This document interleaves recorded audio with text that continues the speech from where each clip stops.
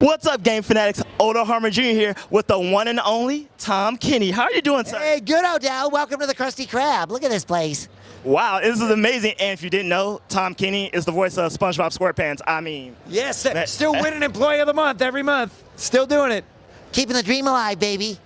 well, sir, you have had a very valuable career from Heifer from Rocko's Modern Life to the mayor to one of my personal favorites, the Ice King. But I appreciate that.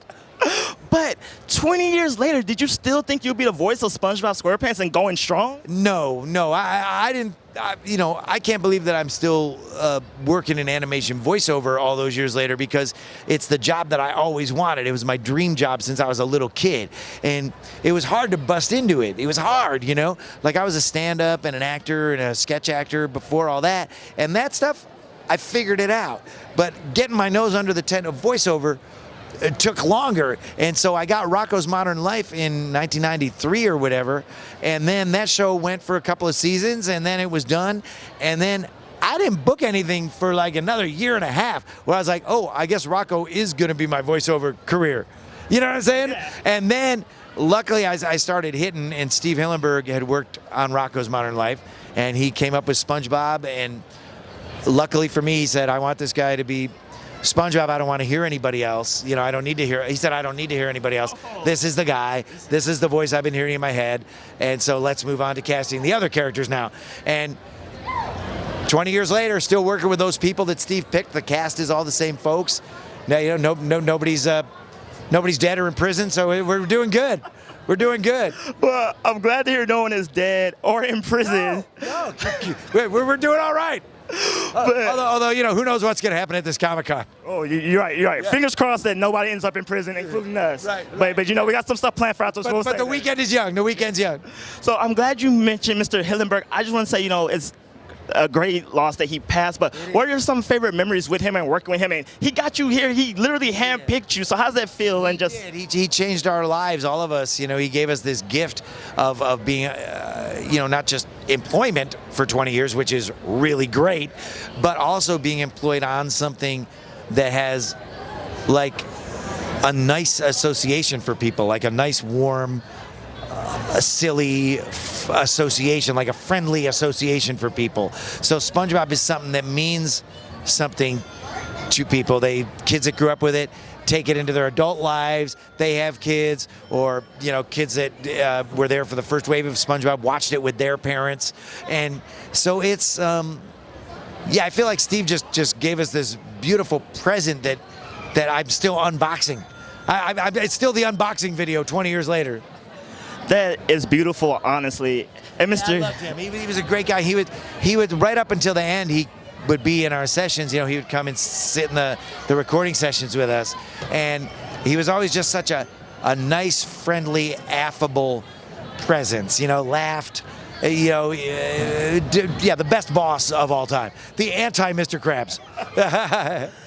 Well, Mr. Kenny, Mr. Hillenburg gave us this gift, but you voiced and brought that gift to life. And what are you really did? And what parts of yourself from your personal life did you add to SpongeBob over the years as you got to know the character more and grow with the character? I imagine part of you clearly has to be part of the soul of SpongeBob. And what are those traits and attributes? Yeah, the cliche goes, when you play a character for a long time, there kind of is some crossover. And I think the reason Steve picked me at the very beginning was that he saw some similarities between this character he had made up and go, wow, Tom's kind of like this guy in some ways, and, a lot of energy, hard working, trying to see the silver lining and stuff, trying to make lemonade out of lemons sometimes. Like, I'm always that person, because if you don't try to make the best out of awful situations, you're going to go crazy. You're going to lose your mind. And so I think Steve saw that in me as SpongeBob. So it's a bit of a chicken or the egg question.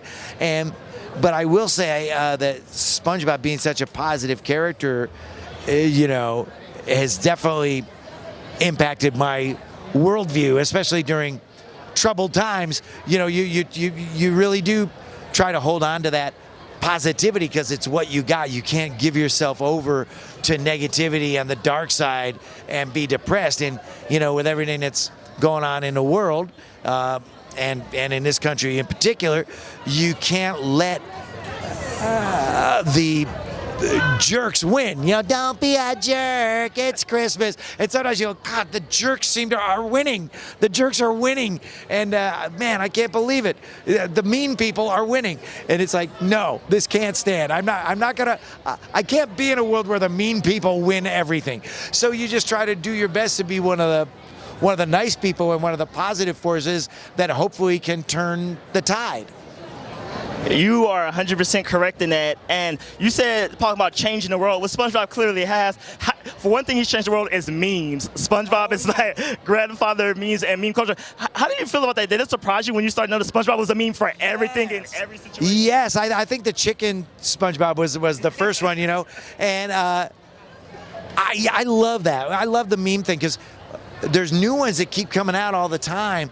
And I love that, you know, internet memes weren't even a thing when SpongeBob first came out, but I think SpongeBob is uniquely suited to them because the drawings are so expressive. There's 13 seasons of crazy drawings of all these characters, and SpongeBob is one of the last truly animated shows on TV where it's old school squash and stretch, ugly eyes popping out of the head, jaws hitting the floor, you know, big old school animation. And there's not a whole lot of that left anymore. So I think those extreme poses are open to so many interpretations. Like a lot of the memes, the meaning of the meme is not what the pose originally was intended to convey, right? Somebody took it and said, oh, that's the face I make when I blah, blah, blah. And so it takes on this whole new life. It's kind of like a communal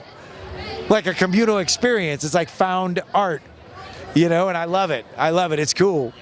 I love it too. And one last question before we go and we have to sign out. What is your favorite episode of SpongeBob that you worked on? Oh man, well, let's see. The one I'm loving right now is the 20th anniversary episode, SpongeBob's Big Birthday Blowout, that you can catch right now. People are loving that one. And but I'd say my ultra favorite episode of all time, I always say Band Geeks. Oh, that hasn't changed. You're right. Yeah. You're right. Sweet victory, baby. All right, Mr. Kenny, you're cool and all, but I want to see SpongeBob now because he promised me a sing-along, and let's give it to the... Oh, yes! Let's do it. All right. Season 1, baby. Yeah. F is for friends who do stuff together. U is for you and me and O'Dell. It is for anytime, anywhere at all, down here in the deep blue sea. Thanks, O'Dell. Thank you, Good sir. to see you, man. All right. Thanks for making it a fun day.